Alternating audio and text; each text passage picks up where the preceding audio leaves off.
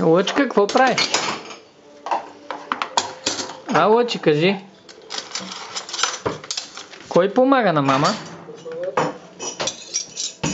На колко годинки стана? Скоро на кога ме гледали това? Лъчка. Много си хубав. Какво правиш? Снимам ги. Казвай какво правиш. На 5 годинки. Абе как си на 5 бе?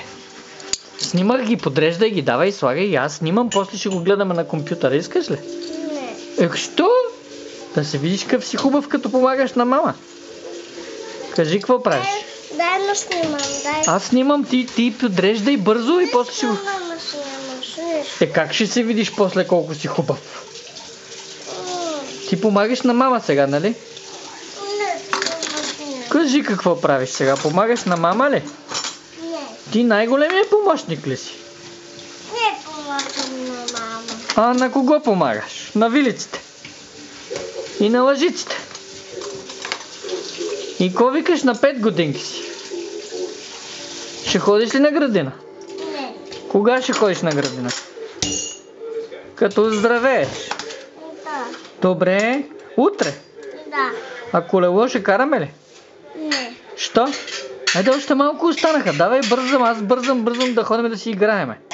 Не искам да се играем. Какво искаш? Мама да се играем. Ама мама е заета. Виж мама какво прави. Подрежда и тя. А ти на батко ли помагаш? Я кажи. Не. А на кого помагаш? На тати.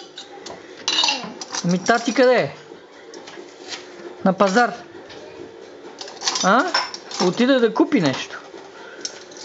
Я кажи какво ти донеси дядо Коледа. Награда? Какво ти донеси дядо Коледа? Аз мисля, че не знаеш как се казваш ти. Знаеш ли си имената? Лъчезар? После, как ти е другото име?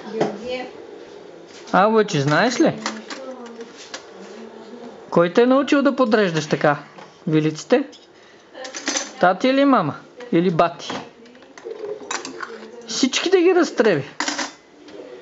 И подреди. Браво! Браво! Харесваш ми. И сега това къде го слагаме? В машината? Или? Къде го слагаш сега? На мястото му. Внимавай да не удариш главата. Казвай чао. Кажи чао. Да спирам да снимам. Още те снимам. Не. Чао.